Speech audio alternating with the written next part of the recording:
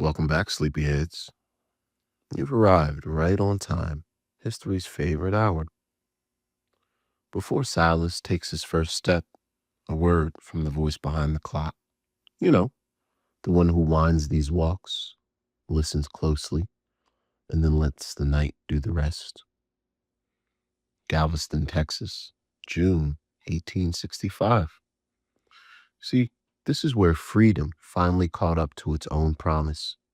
2.5 years late, carried on the Gulf air, spoken aloud to people who had already endured the silence. No fireworks, no parades, just the weight of truth settling in the heat and changing everything.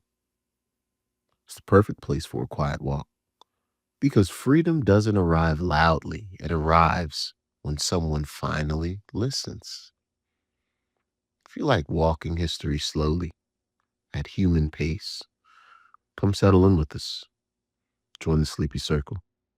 Let's begin. Chapter 1. The air knows before the people do. Welcome, listeners. I'm Silas, your slightly sleep-deprived tour guide through time. If you enjoy being gently escorted through humanity's strangest, bravest, and most inconvenient historical moments, go ahead and like the video. It helps the algorithm realize you enjoy educational insomnia. Subscribe, tap the bell, and tell me where you're listening from. I promise I won't stalk you. Unless you're hiding in a crate of cotton on a Galveston pier in 1865, in which case, please blink twice so I know you're okay. Now, breathe. Slow in. Slow out. We're stepping into a morning when history walked into Texas without knocking. The year is 1865, the war is over, the air is trembling, and freedom is about to be spoken aloud. The water is already whispering it. I step off the wooden gangplank of the Galveston Wharf, and the Gulf greets me with that warm, heavy breath only southern coasts have. The shamu kind that sticks to your clothes like it's trying to join your family. The sun hovers low and gold, spilling itself across the harbor until the anchored Union ships look like steel silhouettes dipped in honey. Except there's nothing sweet about the mood. Not today.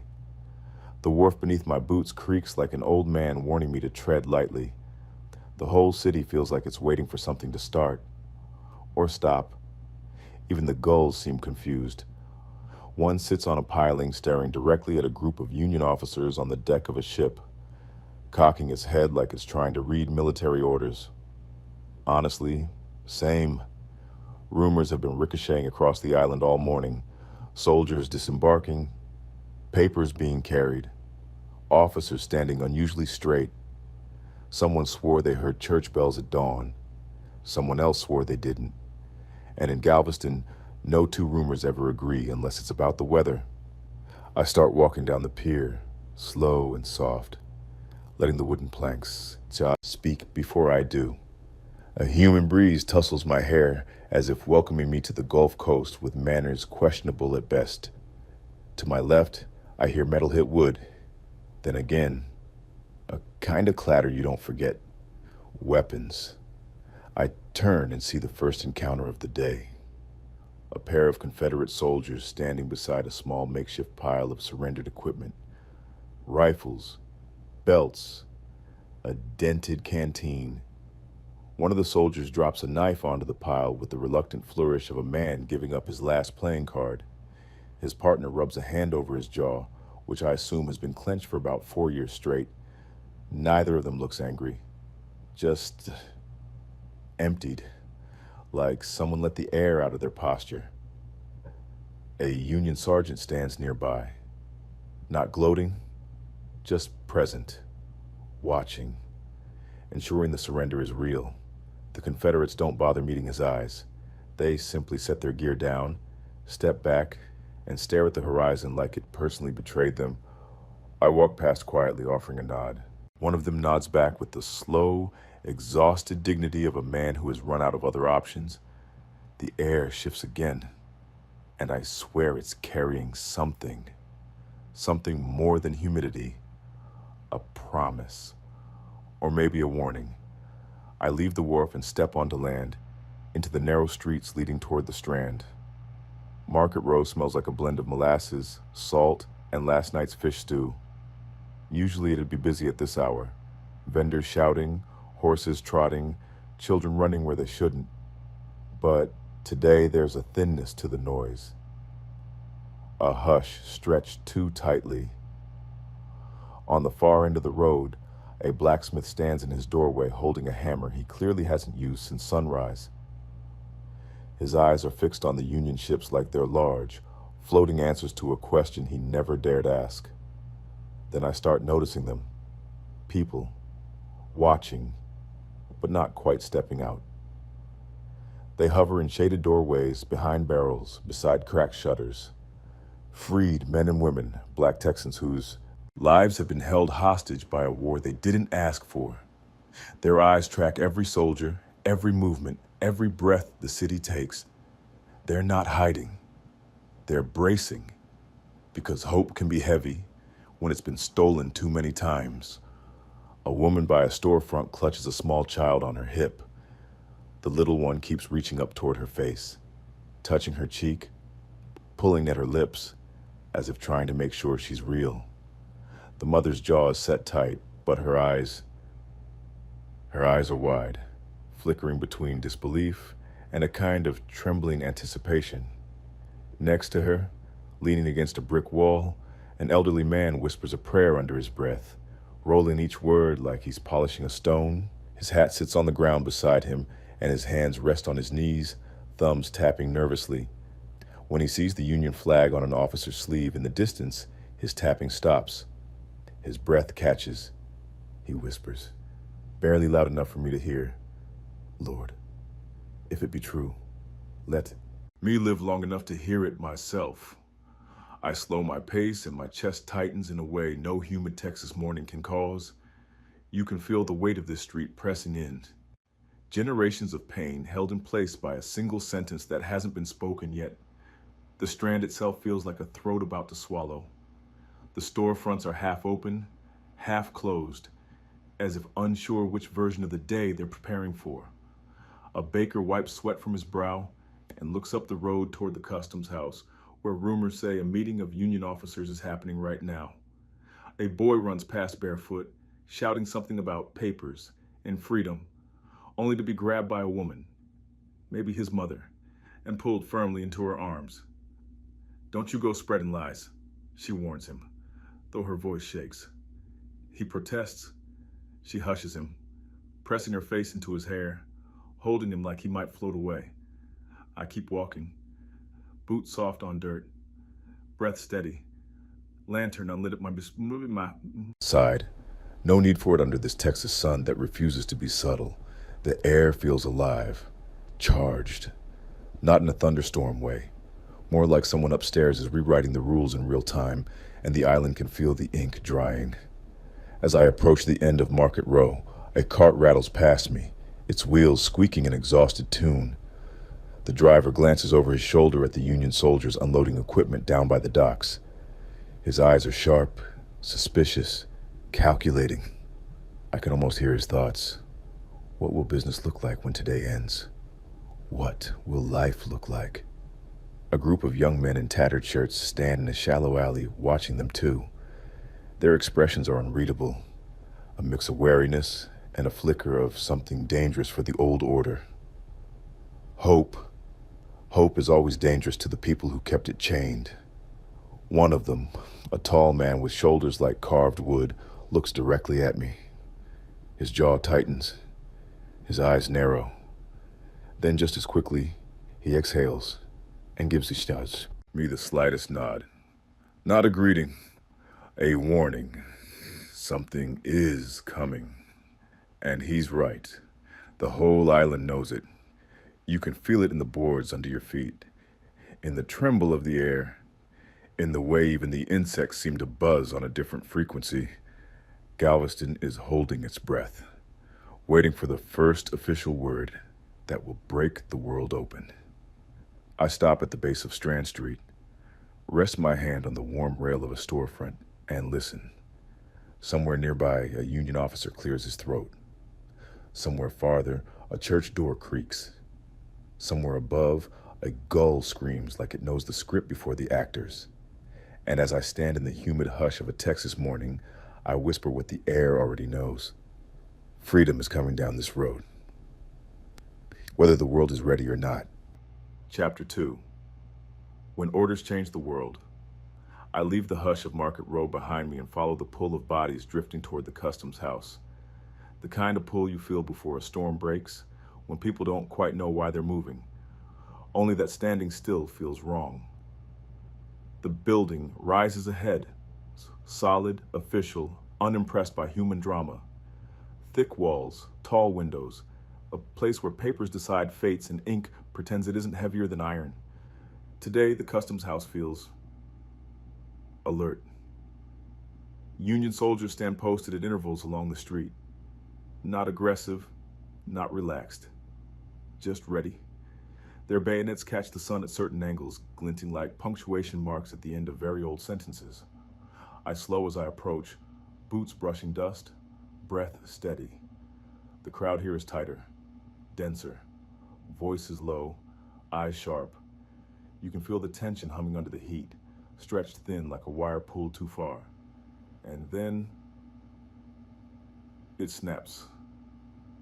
A shout cuts the air, harsh and sudden. I said nothing's changed. I turned just in time to see it happen. A white man, broad-shouldered, red-faced, dressed like authority that hasn't updated its paperwork, lunges forward and shoves a black man hard in the chest. The man stumbles but doesn't fall. He straightens instinctively, pride flaring before caution can grab the reins. "You hear me?" The overseer snarls. "You don't walk away from me. You don't belong to yourself." For half a heartbeat, the street freezes. This is the dangerous moment. The one history warns you about but never quite prepares you for. Then boots hit stone. 2 Union soldiers step in, calm, measured, terrifying in their restraint. One places a hand gently but firmly on the overseer's arm. The other shifts position just enough for the bayonet to become unavoidable. "Sir," the first soldier says evenly, voice carrying without shouting, "You will step back." The overseer sputters. "This is my... not today," the soldier replies. No insult, no raised voice, just fact. The second soldier meets the freedman's eyes, not long, not dramatically, but long enough to say something important without words. "You're not alone." The overseer tries one last time. "You think this paper changes the world?" The soldier pauses, then nods once. "Yes, sir," he says. "That's exactly what it does." Silence falls. Thick, stunned, electric. The overseer jerks his arm free, spits into the dirt, and backs away, muttering threats that already sound outdated. He disappears into the crowd, dragging his anger with him like a broken chain that no longer connects to anything. The freed man stands there, breathing hard, chest rising and falling. His hands shake, not from fear, but from the aftershock of restraint. He looks down at himself, as if checking whether he's still standing in the same body he woke up in this morning. One of the soldiers nods to him. Not a command, a recognition. The man nods back, slowly, carefully, like someone learning a new language. I let out a breath I didn't realize I'd been holding. This is how worlds change sometimes. Not with speeches, but with someone deciding no, and being backed up by the force of history, finally meaning it. I continue on, past the customs house, toward Henley Row.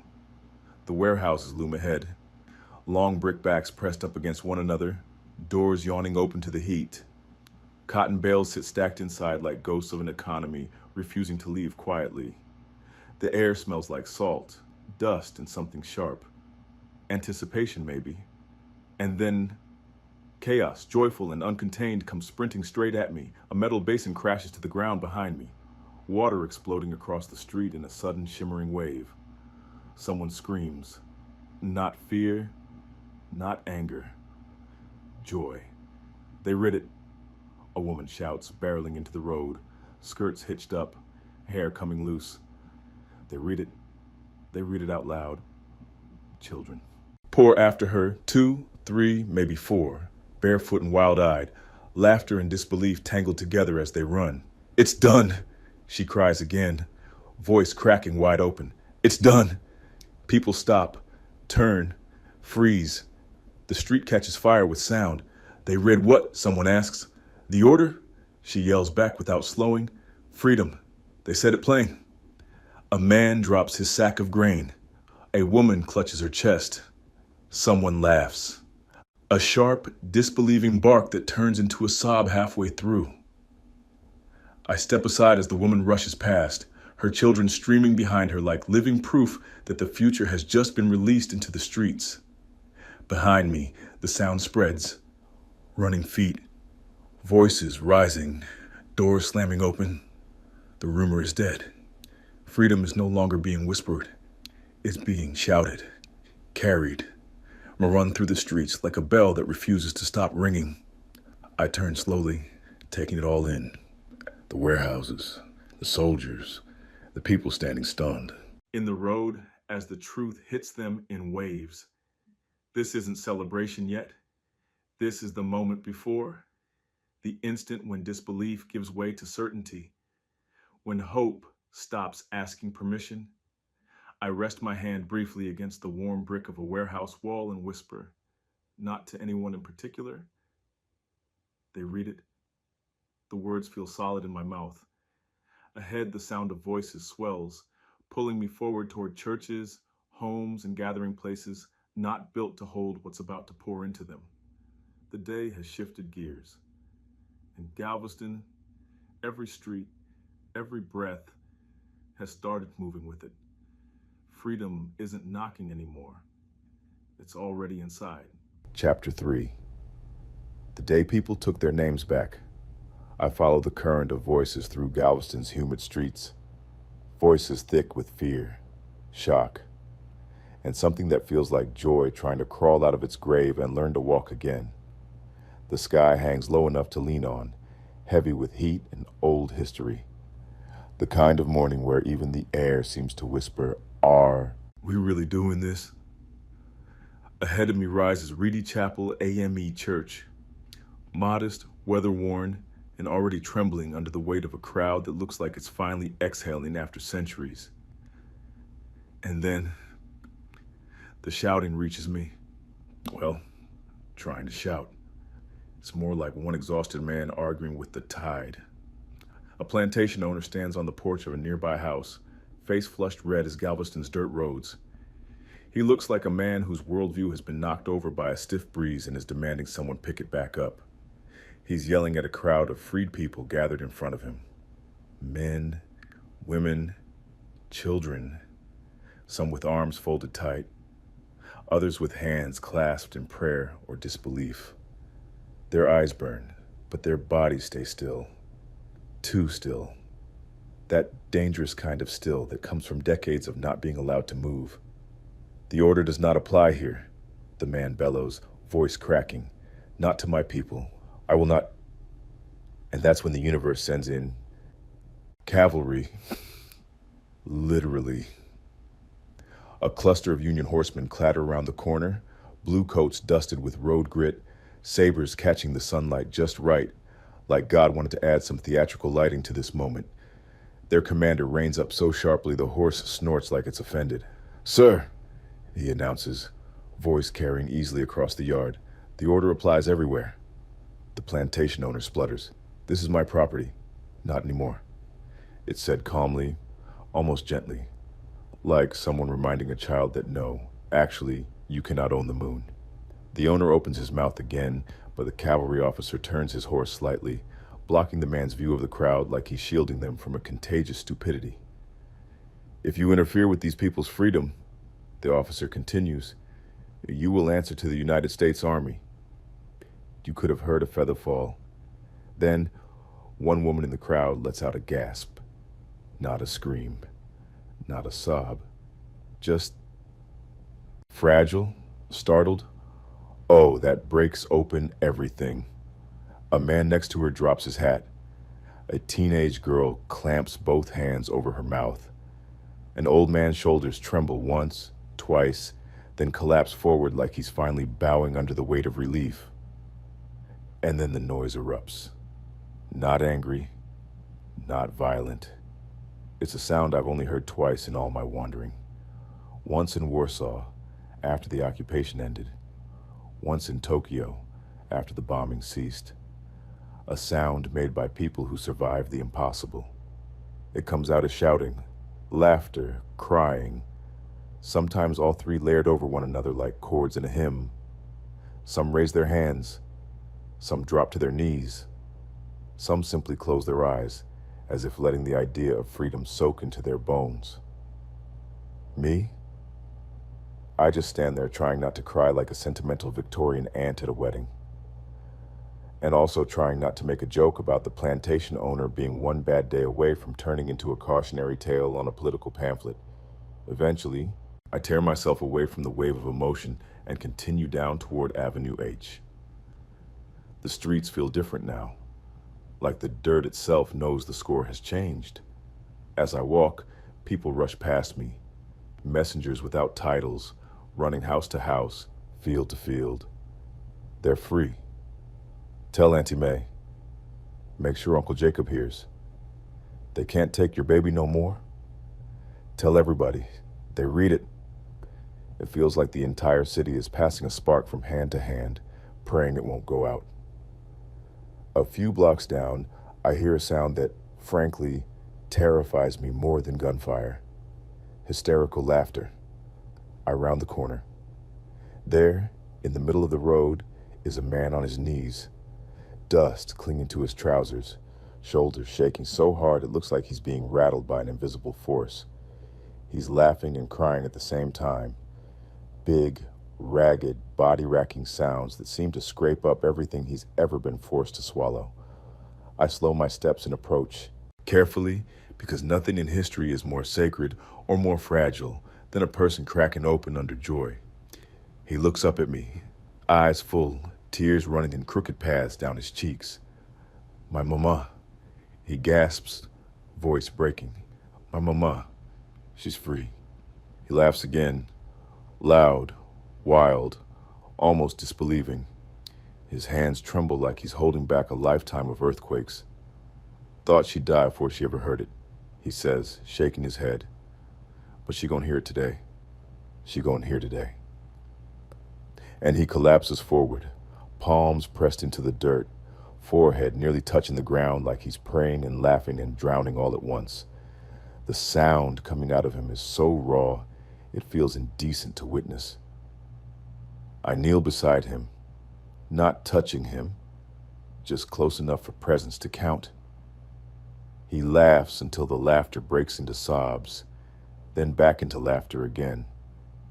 I ain't even know what to do with this, he admits between breaths. Didn't think Joy Rich could hurt like this. I swallow hard. My throat feels thick, and my lantern-hearted little snark machine sits quietly in the corner of my soul, for once knowing better. I think, I whisper, that's what freedom feels like when it's real. He looks at me, eyes shining in the heat-haze sunlight. Feels like my whole life just yelled out loud. He says softly, and I believe him. Around us, the city keeps buzzing with disbelief and jubilation and cautious hope. But here, on this dusty road off Avenue H, time slows enough to let one man grieve the life he survived and celebrate the life he might finally get to live. I help him stand, not because he's weak, but because moments like this deserve company. Then we walk together toward the sound of bells ringing in the distance, toward the rest of Galveston, where people are learning, hour by hour, that the world is new now, even if no one quite knows what to do with that newness yet. Chapter 4. When yesterday no longer has power. By midday, Galveston feels like it's breathing in short, shocked gasps. The air is hot and thick, tasting like salt, dust, and something new I haven't quite named yet. Hope, maybe. Or terror. Probably both. Freedom isn't a neat emotion, it's messy, loud, and wears yesterday's scars. I drift toward Ashton Villa, its brick walls standing dignified under a bright, unforgiving sun. The balcony where the words were read looms above the street like a stage that history just tripped and fell off of. You can almost still hear it echoing in the air. All slaves are free. Sometimes a sentence isn't a sentence. It's a detonation. The grounds are crowded but strangely controlled. No wild riot, no frantic stampede, just clusters of people talking, crying, laughing, staring up at the balcony and then at each other like they're checking whether any of this is real or some elaborate celestial prank. Then the small crowd at the edge of the square parts, not for glory, not for heroism, but for someone at the opposite end of that spectrum, a slave catcher. He's being walked out of town between two Union soldiers, one on each side. Not dragged, not beaten, just escorted like a very unwelcome guest, finally being shown the door. His hands are bound, but that's not what catches my eye. It's the ropes. Coiled lengths of them hang from his belt and shoulders, dragging in the dirt behind him. Each rope leaves a faint, looping track in the dust, like dead snakes too tired to bite anymore. He keeps glancing at them as if they might stand up for him, testify on his behalf. No one meets his eyes. People line the street, men with fists clenched tight at their sides, women standing tall with their chins raised, children peeking from behind skirts and trousers. No one rushes him. Nobody lunges. The vengeance here is quieter, colder, and far more devastating. A woman in a faded head wrap spits once into the dirt just as he passes. It lands right on one of those rope tracks. She doesn't say a word. She doesn't have to. Another man crosses his arms over his chest, eyes like coals that forgot how to burn out. He watches the catcher pass with something beyond hatred, something more like closure. Keep walking, he mutters under his breath. Keep walking till the world forgets your name. The catcher tries to speak, lifting his head. I was just... One of the Union soldiers gives him a look that could freeze the Gulf. Don't, the soldier says simply, and the man doesn't. I catch myself thinking, a little darkly, that if karma had a travel form, it would look a lot like two blue-coated soldiers marching a slaver out of town while his tools trailed behind him like useless tails. Justice doesn't always arrive in full, but today it at least sent a memo. I move on, letting the crowd close in behind me. The noise from Ashton Villa, singing now, bits of hymns, half-remembered songs, fragments of praise, fades into the background as I head toward Broadway Cemetery. Galveston streets stretch toward it like veins, carrying all this new, frantic life toward a place full of very old silence. The cemetery's perimeter rises ahead, iron fencing, uneven stone markers beyond, and trees that look like they've been watching this island misbehave for decades. The air shifts here, quieter, cooler, or maybe that's just what happens when you step near the edge of so many unfinished stories. I slow as I walk along the boundary, shoes scuffing lightly in the dust. The voices from the city drift toward me in waves. Laughter, shouts, someone singing haltingly, someone else praying as if they're trying to catch up on a lifetime of missed words. And there, near the fence line, in a patch of sparse grass, I see her. An elderly woman kneels in the dirt. Her dress a faded blue, washed almost to gray, the fabric worn thin at the knees. Her hair is wrapped in white cloth, tied neat at the nape of her neck. Her back is bent, but her posture says something different. She's not bowing to the past. She's leaning close to it. Her hands pressed flat against the earth just inside the cemetery fence, fingers splayed, not on a grave marker, on the ground itself, as though she's trying to steady it, to make sure it doesn't tilt and throw her into some cruel waking dream. I step closer, slow, my voice soft.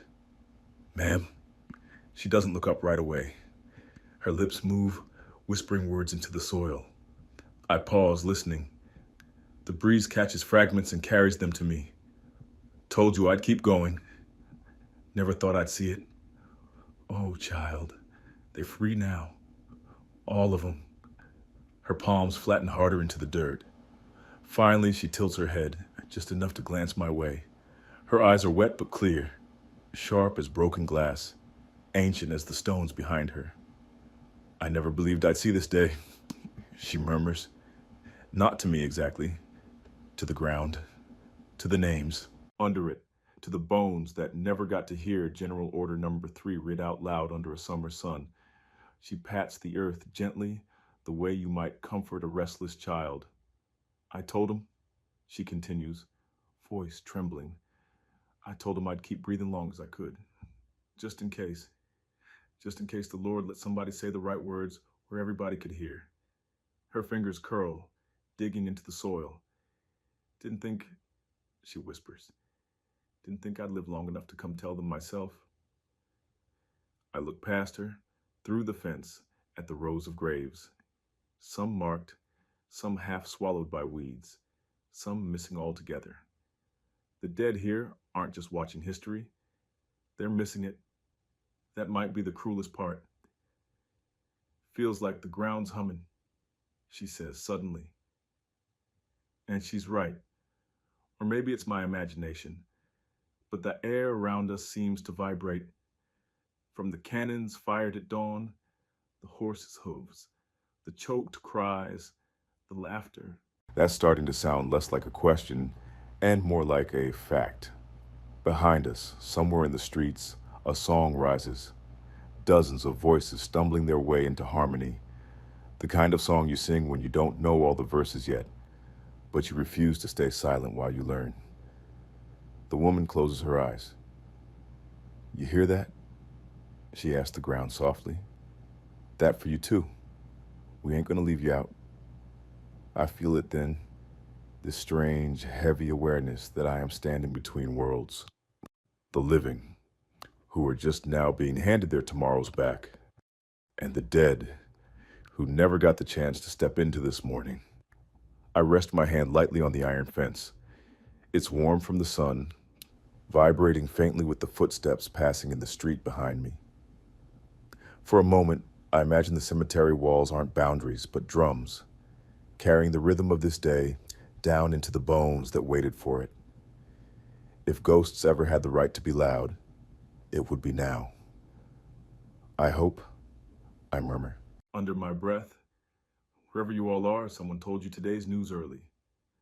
The woman exhales shakily, then slowly pushes herself upright. Her knees protest, her hands tremble. I instinctively reach out, offering my arm. She takes it without hesitation, like we've known each other for years instead of seconds. She dusts her palms off on her dress and looks toward the sound of distant singing. I gotta go find my granddaughter, she says. Tell her we ain't property no more. She need to hear it twice. I nod. Maybe 3 times, I say softly. Big truths don't always fit in one hearing. She snorts. A small, dry little laugh. You're right about that. As she shuffles away, back toward the noise and the sun and the chaos of the living, I remain by the fence line a moment longer.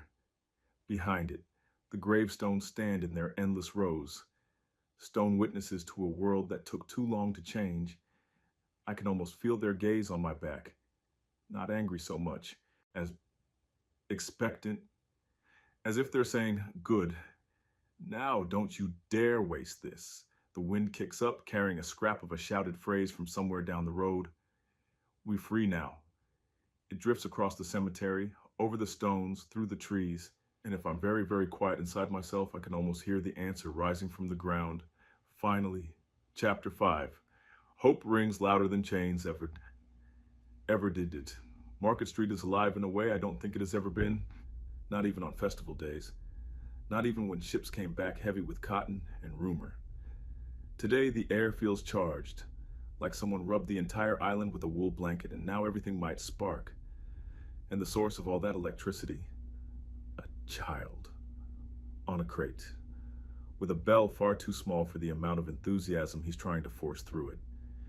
He's maybe 8 or 9, barefoot, shirt half untucked, curls wild from humidity and history.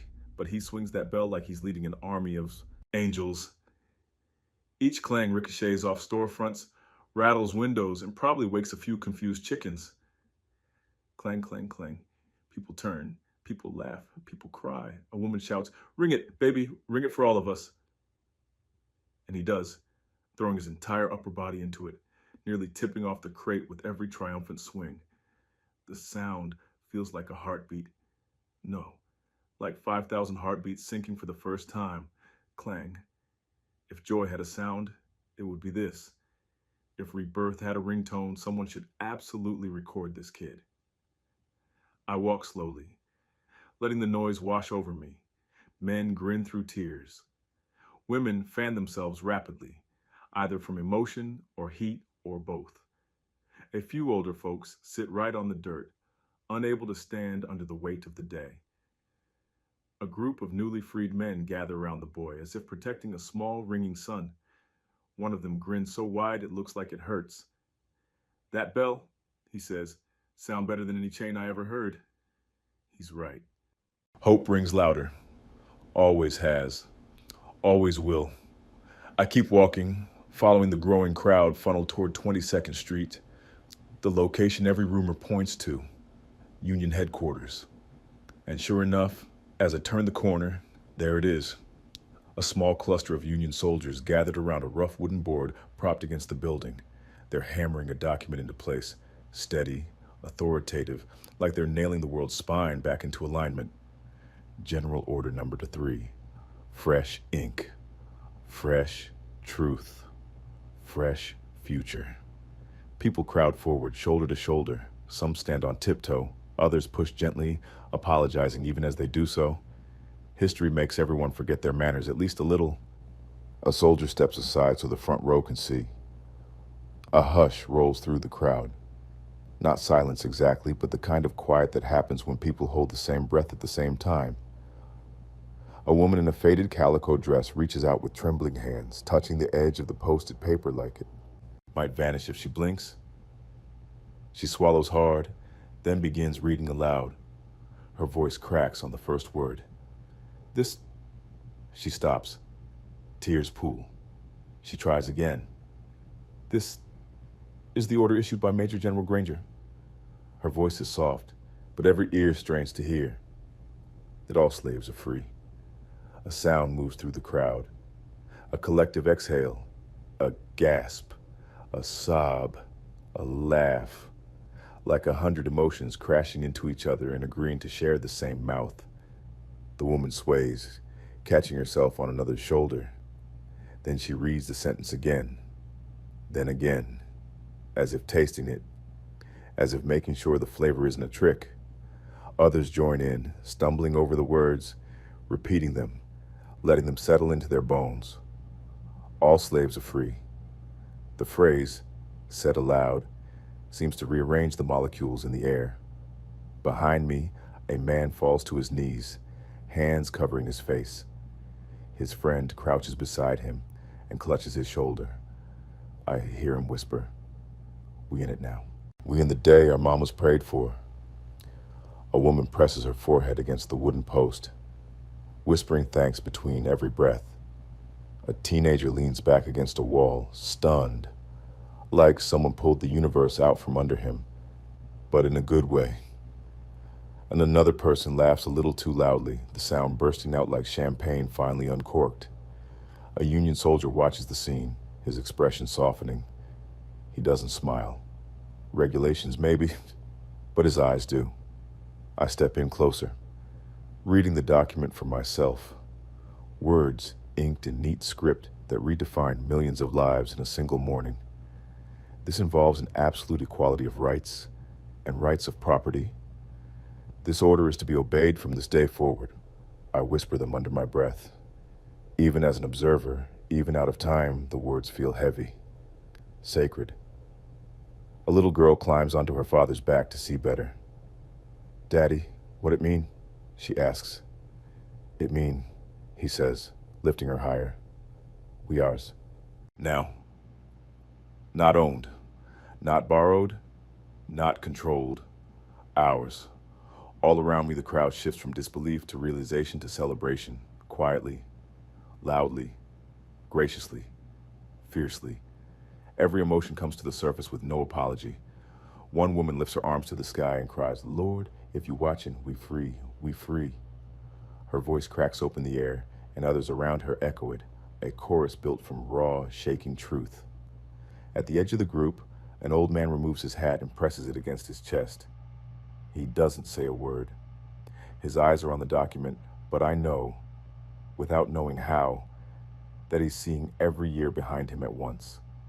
His shoulders tremble, not from fear, from relief so deep, it almost looks like exhaustion. A young man shouts, "Read it again," and someone does, then someone else, then the entire crowd, murmuring the sentences like a prayer, like a song, like the 1,000-year-old chain finally snapped, and everyone needs to hear the sound it made. I step back, taking in the scene, the bell still clanging faintly in the distance, the soldiers standing guard but softened at the edges, the townspeople pressing closer like they're trying to warm themselves at the fire of freedom. This is what a world being rewritten looks like. Not neat, not polished, not choreographed, messy, human, miraculous. Hope doesn't whisper today. It rings, it shouts, it stands tall on Market Street and dares the sky to deny it. And for the first time, Galveston feels like a place where tomorrow might actually come. Chapter 6. Freedom spoken into the open air. Climax. The sound hits me first. Not noise, but the absence of it. A silence so thick it feels like wading through warm water. A silence that's not fear, not confusion, not even hesitation. It's expectation. I follow the tide of bodies moving down toward the parade grounds. Hundreds of them, maybe 1,000, all gathered under the punishing June sun. The heat hangs low and stubborn, draping itself across shoulders and bending spines, but no one leaves. No one flinches. Sweat trickles. Breath trembles. But every pair of eyes stays locked forward, waiting for the next page of the world to turn. Children sit on their father's shoulders, tiny hands gripping sunburned brows. Women clutch each other's wrists. Men stand rigid as if trying to hold themselves upright through sheer will. And elders, gray, stooped, carved by years that belong to someone else, stand in the front, back straight for the first time in decades. Their silence is a language. Their presence is a demand. Their stillness is a verdict. I slip between clusters of people, my boots whispering through dry dirt that seems just as eager as the rest of us. A breeze tries to rise, changes its mind, and drops dead on the spot. The air is too heavy for it. Even the wind knows something enormous is about to happen. The crowd begins to shift, flowing westward toward Courthouse Square. Not a rush, not panic. More like gravity, pulling everyone toward a single point in time. By the time I reach the square, the world feels tight, coiled, ready. A Union officer steps up onto a wooden platform. His uniform is stiff, sweat darkening the cloth along his collar. In his hand is the document that's been whispered about since dawn. General Order Number 3, the spine of a new reality. He clears his throat. No one speaks. No one even breathes. The square holds its breath so completely, I swear the gulf itself pauses.